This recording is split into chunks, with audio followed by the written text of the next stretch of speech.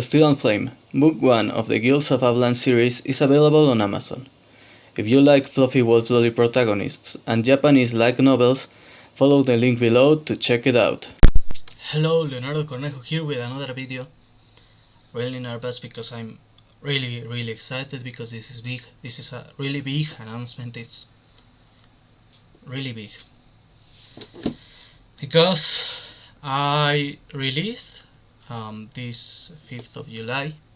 Well, because of a weird problem with the time zones. Actually, the night of the 4th of July, but officially on the 5th of July, my new book, which is big, really big. It's titled Kobold Tales, and it's focused on Avlaan and kobolds. I have already mentioned before that I basically write kobolds very differently to other authors. I don't write them as canine creatures or as reptilian creatures.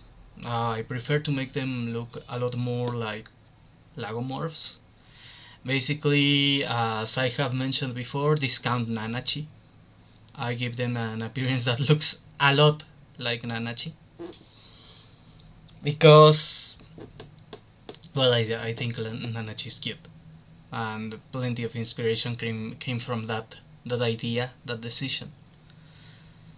And I wanted to showcase them. I wanted to write a book showcasing them, offering you some lore about them, because I noticed people didn't quite get how I describe them. When I was working with professional illustrators, I struggled explaining how they look like, and I realized it was not clear enough, so I decided to write a whole book to explain it. Basically. Also, I decided at first it was supposed to be a much shorter book. It was supposed to be a bunch of short stories, but basically it became 2 novellas, 1 short story, and 3 or 4, I don't remember well the numbers, basically lore and exposition chapters. Not counting the lore and exposition parts, basically the book consists of 3 stories, one of which is already available for free on Pixiv, in case you want to give it a try before buying, or in case you don't have the money to immediately buying, and it's included in this book because I wanted to make it the print edition of this story also. It is Galena's Menagerie of Delicacies, which is a story focused on a kobold baker, a small, adorable and overweight kobold lady who, motivated entirely by her own voracity and her desire to eat the most delightful dishes, becomes a monster hunter, using magic instead of physical strength to fight against monsters a lot larger than herself, and hunting them to get new ingredients and come up with new recipes. I have mentioned before, pretty much the idea kind of started like a joke character because I designed the kobolds in a way that basically all the females are lollies, and suddenly I decided, well, how do you give big tits to one? That was the joke! How do you give big tits to a lolly? Make her fat. That was the joke. She started basically as a joke character, but she became a really awesome heroic character in her own way. I really like this story. It's one of my favorites in this book, and I'm really proud of how it came out. As I said, it's available digitally for free on Pixiv, in case you don't have the money or you want to try one of the stories before getting the full book. It's also available in this book in digital format and in physical format, in both paperback and hardcover, and it's big. I swear, this book is big. It's really big. It's huge. Seriously. I actually had problems with the book because of how big it is.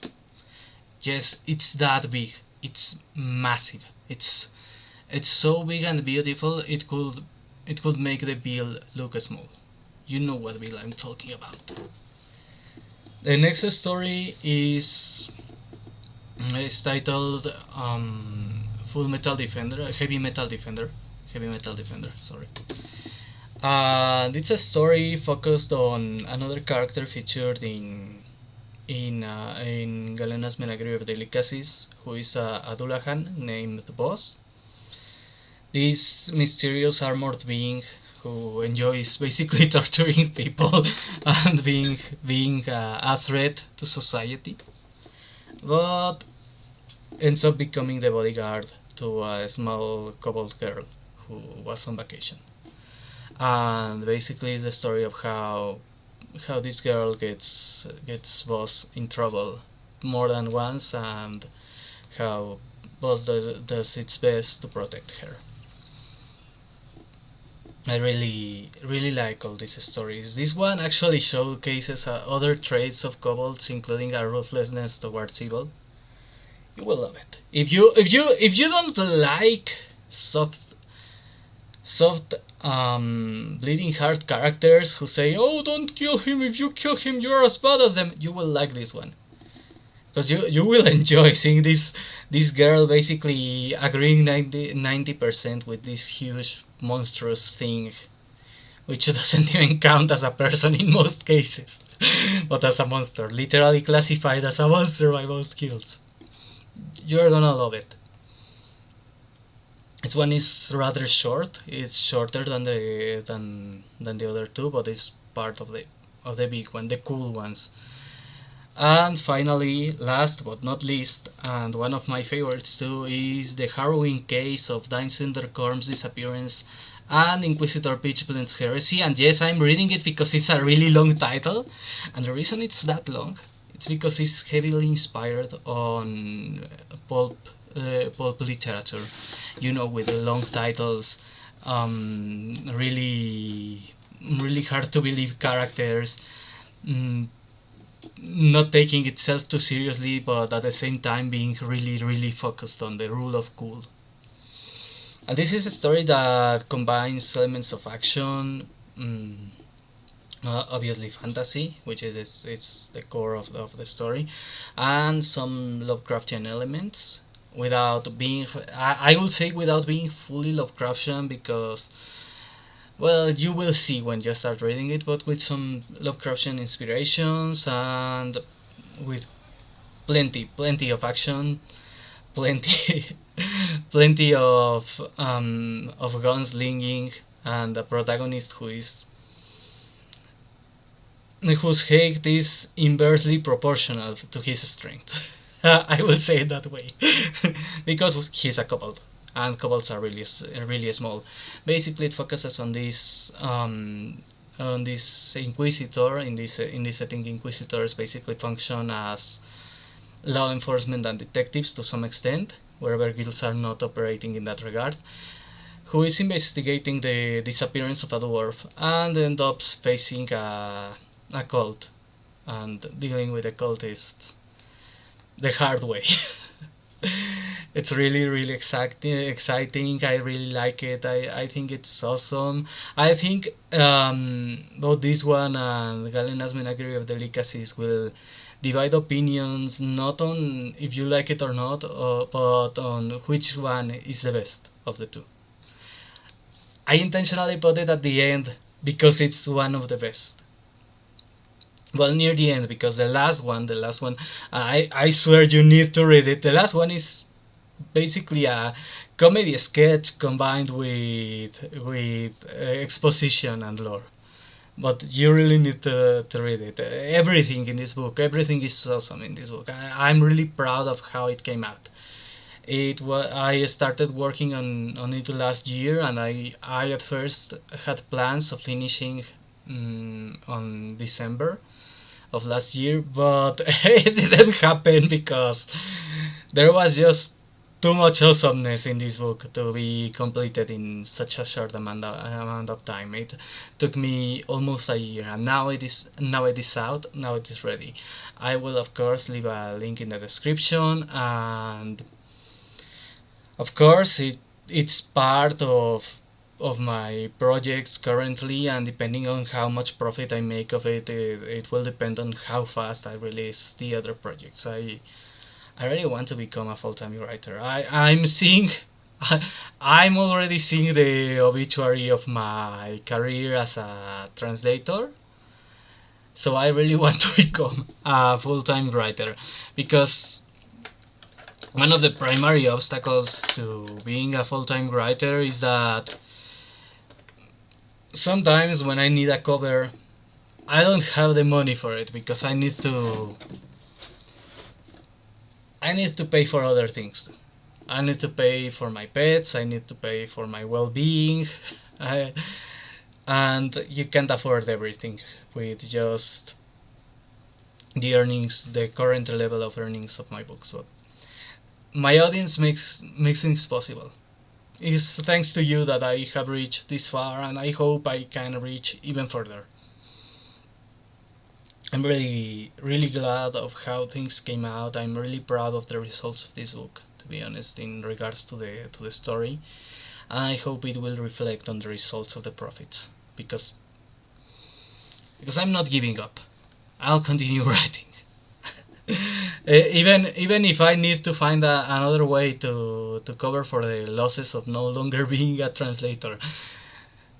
I mean, I do have, I'm a landlord. I get money from rent from someone else. but that's not enough yet, so I really need this book to work so I can become a full-time writer. I can basically consider everything else like completely optional, and I hope this one will be part of what leads me there. I'm not giving up. I have no plans of giving up, especially now that I know I'm basically the best sword and sorcery writer in all of Mexico, because I'm the only one. Unless some and specifically born in Mexico and living in Mexico, because maybe there is one that lives elsewhere, that was born elsewhere. I don't know. Maybe there is a better sword and sorcery writer born in Mexico living in, I don't know, Germany, or maybe there is a one born in Mexico who lives in in Japan, or the contrary, you know, some German guy who is a sword and sorcery writer and moved to Mexico. Maybe there are others living here. But being born in Mexico and living in Mexico, I think I'm the only one. So I'm the best. So I can't just give up. Because if I do, the tradition dies with me. Because there are not many. So I really hope you can help me in this journey. I'm aiming to the stars.